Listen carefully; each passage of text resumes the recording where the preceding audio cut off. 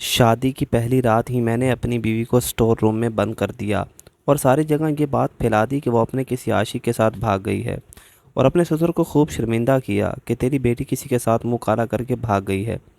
میں جب بھی اسے ملنے جاتا تو وہ بہت آرام سے اسٹور روم میں رہ رہی ہوتی تھی۔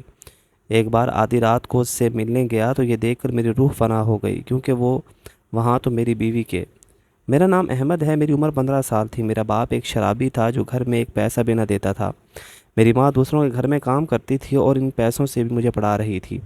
ایک دن میری ماں بہت بیمار ہو گئی اور میں نے میرے باپ سے کہا کہ کہیں سے دوائی کے پیسے لے آئے، بابا نہیں تو ماں مر جائے گی۔ میرے باپ نے مجھے کہا میرے پاس تو 1 روپیہ بھی نہیں ہے، تو میں نے گھر میں جو بھی سامان مجھے اس قابل لگا کہ اسے بیچا جا سکے اس کو بیچ ڈالا۔ میں پیسے لے کر واپس آ رہا تھا، سوچا تھا کہ ماں کو ساتھ لے جاؤں گا۔ میرے باپ نے مجھ سے پیسے چھین لیے اور مجھ سے وہ پیسے لے کر بھاگ گیا۔ اب میرے پاس کوئی راستہ نہیں بچا تھا، میں بہت رو رہا تھا اور پریشان تھا۔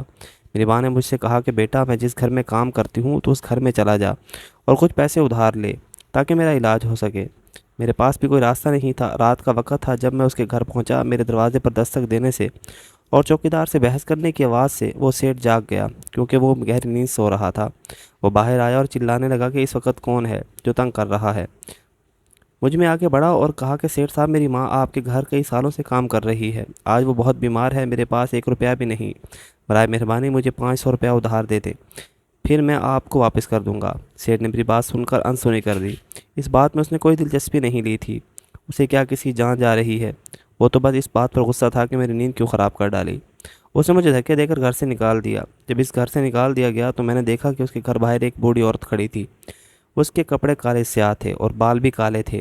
وہ مجھے دیکھ کر میری طرف آئی اور اس نے کہا کیا بات ہے، تو میں نے اس کو ساری کہانی بتا دی۔ اس کا کہنا تھا کہ یہ سیٹھ تو تمہاری مدد نہیں کرے گا، میرے پاس کچھ پیسے ہیں، یہ جو تم رکھ لو، تمہاری ماں کی زندگی بچانے میں کام آئیں گے۔ میں سمجھ نہ سکا کہ میں اس عورت سے پیسے لوں یا نہیں، پر میری ماں کی زندگی کا سوال تھا۔ میں پیسے لے کر گھر کی طرف بھاگا، لیکن میں نے دیر کر دی، میری ماں اس دنیا سے جا چکی تھی۔ اگر وہ سیٹھ مجھے پیسے وقت پر دے دیتا تو میری ماں اس دنیا میں ہوتی۔ اس نے میری ماں کی جان لی تھی، وہی میری ماں کی جان کا قاتل تھا، لیکن میں اس وقت اس کا کچھ نہیں بگاڑ سکتا تھا، اور میرا روتا رشتہ بھی اس دنیا سے چلا گیا تھا۔ میرا باپ مجھے اس دن کے بعد کبھی دکھائی نہیں دیا، اور 2 ہفتے کے بعد پتہ چلا کہ زیادہ شراب پینے کی وجہ سے وہ ریل کی پٹری پر مرا ہوا ملا ہے۔ میں نے اپنی تعلیم جاری رکھی اور کوشش کی کہ میں ایک بڑا انسان بن سکوں۔ میں نے دن رات بہت محنت کی اور بالآخر ایک بڑی کمپنی میں نوکری کر لی۔ کچھ سال محنت کے بعد میں نے وہ کمپنی خرید لی اور اب میں بھی ایک سیٹھ بن گیا۔ میں نے اسی سیٹھ کے گھر اپنا رشتہ بھیجا جو اس نے اپنی بیٹی کے لیے ہنسی خوشی قبول کر لیا، کیونکہ اب دولت والا تھا اور دیکھنے میں بھی حسین۔ اس کی بیٹی کا نام ایمن تھا، وہ بھی دیکھنے میں کافی خوبصورت تھی۔ ہماری شادی 4 ماہ کے اندر اندر ہو گئی۔ ایمن دلہن بنی میرے انتظار میں بیٹھی تھی۔ میں کمرے میں آیا اور اس کا ہاتھ تھام کر اسے کہا کہ میرے ساتھ چلو، میں نے کچھ دکھانا ہے۔ وہ بہت خوشی کے ساتھ میرے ساتھ چلنے لگی کہ میں اسے کوئی تحفہ دینے والا ہوں، پر میں اسے اپنے گھر کے اسٹور روم میں لے گیا اور اسے وہاں چھوڑ دیا۔ میں وہاں سے جانے لگا تو وہ بولی، تم مجھے یہاں کیوں چھوڑ رہے ہو؟ تو میں نے کہا آج سے تم یہیں رہو گی۔ وہ حیران پریشان رہ گئی کہ آخر میں اس کے ساتھ ایسا کیوں کر رہا ہوں۔ وہ کہنے لگی میرا قصور کیا ہے؟ تو میں نے اسے اتنا کہا کہ تمہارا یہ ہے کہ تم ایک گھمنڈی اور بے رحم باپ کی بیٹی ہو۔ 2 گھنٹے بعد میں نے اپنے سسر کو فون کیا اور کہا کہ آپ کی بیٹی تو شادی کی پہلی رات ہی بھاگ گئی ہے۔ اس کے قدموں تلے زمین نکل گئی۔ وہ بھاگا بھاگا میرے گھر آیا۔ وہ شرمندہ ہوا، کہنے لگا ایسا نہیں ہو سکتا، ایسی تو کوئی بات بھی نہیں تھی۔ تو سیٹھ صاحب، کیا میں جھوٹ بول رہا ہوں؟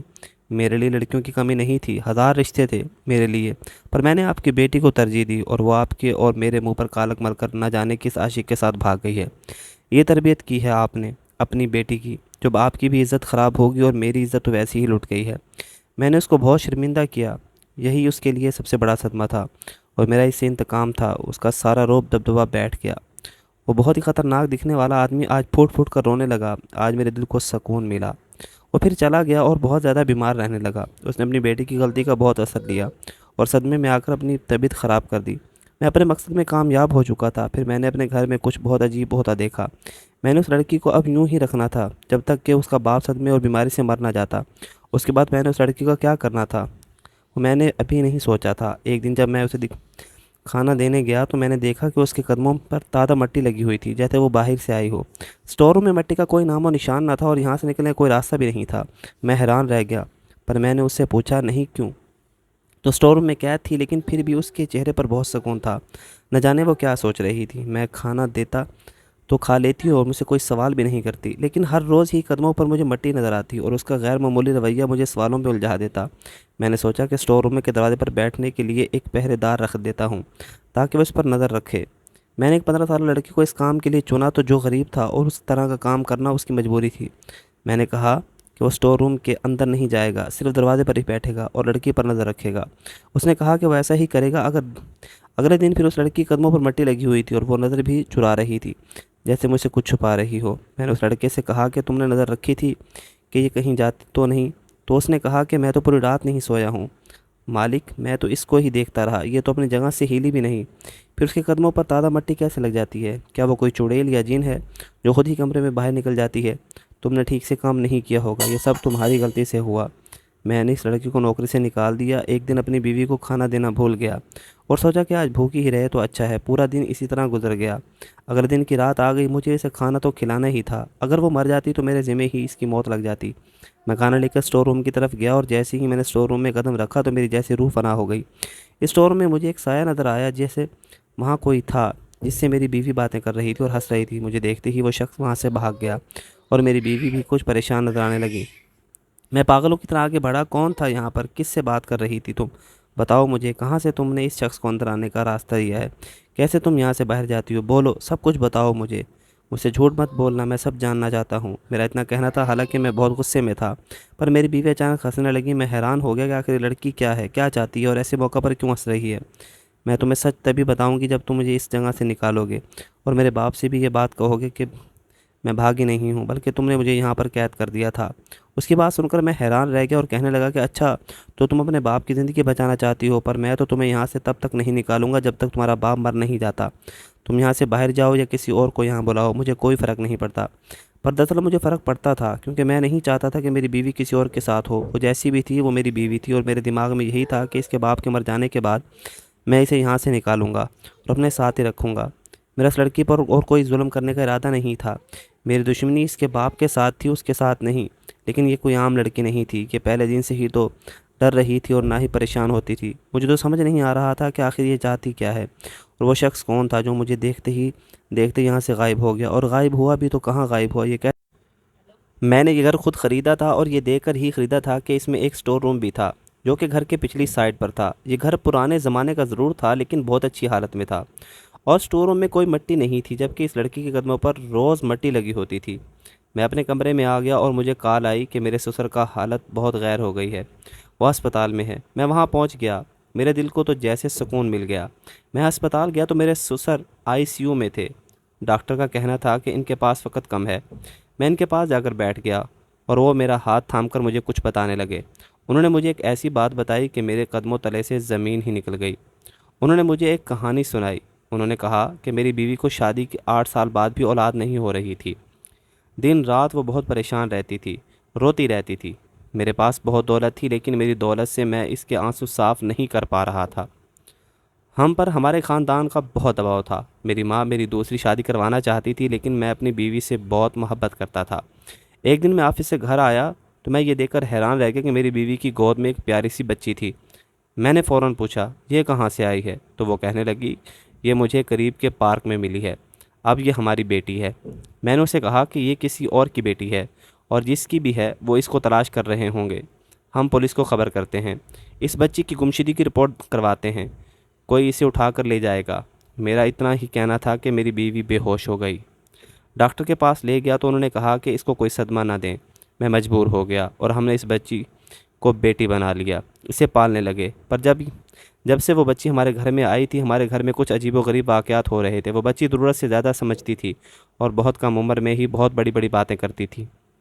میری بیوی اس دنیا سے جب گئی تو اس بچی کی عمر 15 سال تھی۔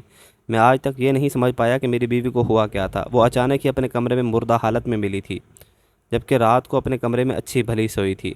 میں نے اپنی بیٹی کو ایک بوڑھی عورت کے ساتھ دیکھا اور مجھے دیکھتے ہی بوڑھی عورت وہاں سے بھاگ گئی۔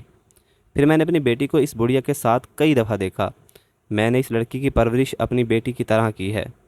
میں نے اسے بہت پیار سے پالا ہے، لیکن جب بھی کچھ اس کی مرضی کے خلاف ہوا تو مجھے نقصان ہوا۔ تمہارا رشتہ اس کے لیے آنے والا پہلا رشتہ تھا، اس لیے میں نے بہت جلدی میں یہ رشتہ کر دیا۔ کہاں بھاگ گئی ہے یہ ہم نہیں جانتے، لیکن میری بیٹی باقی بیٹیوں جیسی نہیں ہے، وہ کچھ الگ ہی انسان ہے۔ بھاگنے کا تعلق ضرور اس عورت کے ساتھ ہے۔ مجھے تو لگتا ہے کہ وہ بھاگ کر اس کے پاس گئی ہے۔ تم اس عورت کو تلاش کرو تو شاید تمہیں میری بیٹی بھی مل جائے۔ میرے سسر نے اتنا کہا اور اس دنیا سے چلے گئے۔ میں ہسپتال سے باہر آیا تو میں نے اس بوڑھی عورت کو ایک بار پھر دیکھا۔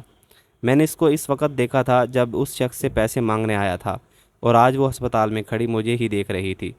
میں اس کی طرف گیا تو مجھے دیکھ کر ہنسی اور پھر کہنے لگی، کیسے ہو؟ پریشان لگ رہے ہو؟ وہ تمہیں زیادہ تنگ تو نہیں کر رہی؟ میں حیران پریشان رہ گیا، اس کو میری حالت کا کیسے پتہ؟ میں اس سے سب پوچھنا چاہتا تھا کہ وہ آگے آگے چلنے لگی اور میں پیچھے پیچھے۔ وہ محلے کے ایک پارک میں جا کر رک گئی اور میں بھی وہیں کھڑا ہو گیا۔ رات کا وقت تھا، آس پاس کوئی بھی نہیں تھا۔ وہ بولی، میں اس بچی کو اس سیٹ کی دہلیز پر چھوڑ گئی تھی۔ میں ایک نہایت ہی غریب عورت تھی، میرے پاس اسے پالنے کے لیے 1 روپیہ نہیں تھا۔ جب میں نے دیکھا کہ سیٹ کی بیوی اسے بہت پیار کر رہی ہے اور بہت ناز نخرے میں اس کو پال رہی ہے تو میں اسے واپس لینے نہیں آئی، لیکن ممتا کے ہاتھوں مجبور ہو کر میں نے اپنی بیٹی کو سب کچھ بتا دیا کہ اس کی ماں ہوں، لیکن اسے میرے ساتھ یہ عیش و آرام نہیں ملے گا۔ یہ بات جان کر وہ میری بیٹی ہے اور وہ اس کا سوتیلے ماں باپ ہے، تب سے وہ ان میں دلچسپی نہیں رکھتی۔ اس لیے میں نے اسے بتایا کہ اسے اسی گھر میں رہنا ہوگا۔ میں اکثر چھپ کر اسے ملا کرتی تھی اور اس کو سمجھاتی تھی کہ تم نے زندگی میں کیسے جینا ہے۔ تم نے اس خاندان کی ساری جائیداد اپنے نام کرنی ہے۔ اسے باپ کے مرنے کا کوئی افسوس نہیں ہے، کیونکہ اب وہی ساری جائیداد کی مالک ہے۔ لیکن وہ لڑکی تم سے محبت کرتی ہے۔ اس نے کہا کہ مجھے یہ لڑکا پسند ہے اور میں اس کے ساتھ رہنا چاہتی ہوں، لیکن تم نے اسے اسٹور روم میں بند کیا۔ میں سب کچھ جانتی تھی، میں ہمیشہ اس پر نظر رکھتی تھی۔ میں نے اور اس نے مل کر اس اسٹور روم سے باہر نکلنے کا ایک راستہ بنایا تھا۔ جب تم سو جاتے تو وہ نکل کر میرے پاس آ جاتی تھی، لیکن وہ اپنے باپ کے پاس نہیں گئی، کیونکہ اس کے باپ کے مر جانے میں ہی اس کا فائدہ تھا۔ میں گھبرایا ہوا اپنے گھر کی طرف روانہ ہو گیا۔ راستے میں سوچتا جا رہا تھا کہ کیسے اسٹور روم تک جاؤں گا، کس منہ سے اسے معافی مانگوں گا۔ بس میں نے سوچ لیا تھا کہ اس لڑکی کو آزاد کر دوں گا، لیکن جب میں اپنے گھر پہنچا تو سامنے کا منظر دیکھ کر حیران ہو گیا کہ وہ تو حال میں بیٹھی تھی۔ کیسے نکلی؟ اگر وہ پہلے ہی نکل سکتی تھی تو اب تک میرے ساتھ یہ گیم کیوں کھیل رہی تھی؟ میں حیران کھڑا اسے دیکھ رہا تھا۔ کیا ہوا؟ اتنا حیران کیوں نظر آ رہے ہو؟ میں نے تم سے شادی اس لیے کی کیونکہ تم مجھے اچھے لگے، لیکن تم نے مجھ سے شادی محض اپنی دشمنی نکالنے کے لیے کی تھی۔ میں تو یہ سوچ کر آئی تھی کہ اچھی بیوی بن کر تمہارے ساتھ رہوں گی، لیکن تم تو ایک دشمنی کے غلام انسان نکلے۔ میں چاہوں تو ابھی تمہیں چھوڑ جا سکتی ہوں۔ بولو، تم نے میرے ساتھ ایسا کیوں کیا؟ ایسی بھی کیا دشمنی تھی تمہاری کہ تم نے مجھے استعمال کیا؟ میں نے اسے سب کچھ بتا دیا کہ میرے ساتھ کیا ہوا تھا، تو اس نے مجھے ایک بات کی جو بات سن کر میری آنکھیں کھل گئی۔ اس نے کہا کہ تم نے بدلہ لینے کو ترجیح دی اور ساری زندگی اس کام میں لگے رہے۔ اگر تم بدلہ لینے کے بجائے معاف کرنے کو ترجیح دیتے تو تمہیں اللہ نے اتنا دینا تھا کہ تم سے سنبھالا نہیں جاتا۔ پر اب تمہارے ساتھ کیا ہوگا یہ تم بھی نہیں جانتے۔ میں جانتا تھا کہ وہ مجھے معاف نہیں کرے گی، پر اس نے کچھ ایسا کیا کہ میں مزید حیران ہو گیا۔ وہ میرے پاس آئی اور مجھے کہنے لگی کہ میں تمہاری بیوی ہوں، تمہاری نکاح میں ہوں، جو ہوا اسے بھول جاتے ہیں۔ تم نے اپنا بدلہ لے لیا اور میں نے تمہیں معاف کر دیا۔ اگر میں تمہیں معاف کرنے کا سبق پڑھا رہی ہوں تو کیا میں خود اس پر عمل نہیں کروں گی؟ میں نے تمہیں معاف کیا، لیکن تمہیں اپنے دل سے ساری نفرت و دشمنی نکالنی ہوگی۔ میری آنکھیں بھر آئیں۔ میں سوچ بھی نہیں سکتا تھا کہ معاف کرنا اتنا آسان ہوتا ہے۔ اب میں اپنی بیوی ایمن کے ساتھ ہنسی خوشی زندگی بسر کرتا ہوں۔ وہ واقعی ایک عام انسان جیسی نہیں ہے، کیونکہ وہ ایک بہت بہادر انسان ہے۔ وہ ایک بہت اچھی بیوی ہے۔ ہم ہر مہینے اس کے باپ کی قبر پر جاتے ہیں، نیاز بانٹتے ہیں، ان کے سارے ثواب کے لیے دعائیں کرواتے ہیں۔ میں نے اپنی زندگی میں جو کیا غلط کیا، مجھے اپنا انصاف اللہ پر چھوڑ دینا چاہیے تھا۔ اگر آپ کو ہماری کہانی پسند آئی تو اسے لائک کریں، شیئر کریں، ہمارے چینل کو سبسکرائب کریں۔ اگلی کہانی تک کے لیے اجازت دیجیے۔